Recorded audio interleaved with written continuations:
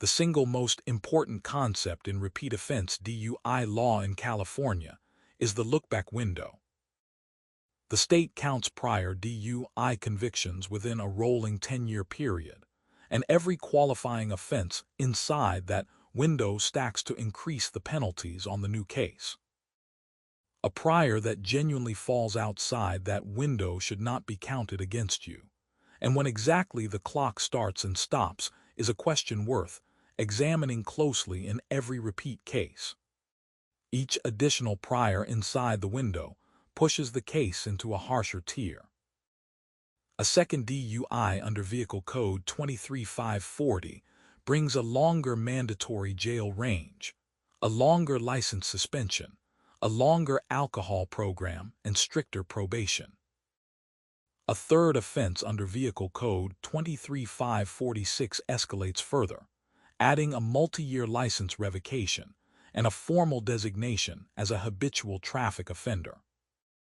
A fourth DUI within 10 years crosses a critical line and becomes a felony, even with no injury, because the prior convictions alone elevate it. That felony designation changes the potential sentence and the collateral consequences in serious ways. On the license side, the consequences climb just as fast. A first offense brings a suspension, a second brings a longer suspension, and by the third offense the DMV is looking at a multi-year revocation. Ignition interlock requirements also become more demanding with each repeat conviction. For repeat offenders, getting back on the road legally takes longer and requires more steps, which makes the license fight a major part of handling any repeat case. Not every past alcohol-related record counts the same way. A prior DUI conviction counts, but so can a wet reckless, meaning a charge that was reduced from DUI to reckless driving involving alcohol. That reduction years ago may still function as a prior that elevates a new charge today. Understanding exactly what is on your record and how each entry is legally characterized is essential before deciding how to respond to a new case. Because everything turns on how many qualifying priors you have, challenging those priors is one of the most powerful moves in a repeat offense defense. A prior might fall outside the 10-year window, might be a charge that legally does not qualify, or might have procedural defects that affect whether it can be used to enhance the current case. Knocking out even one prior can drop the case down an entire tier, which can mean the difference between a misdemeanor and a felony.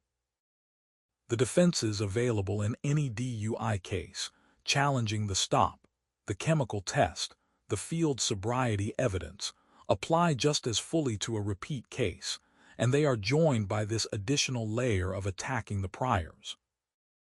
Results vary case by case, but the avenues exist more often than people expect. One of the clearest lessons from repeat cases is how much the handling of an earlier DUI shapes what happens years later. A conviction accepted quickly, without challenge, can come back to push a new case into a far more serious tier.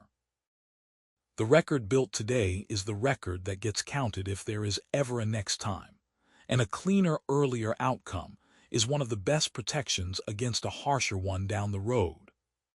Understanding how the escalation works and how priors are actually counted is the foundation of defending a repeat DUI case. I'm Joel Brand, a California DUI lawyer.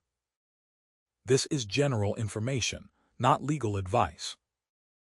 If you want a free written case analysis, it is at DUI.guru.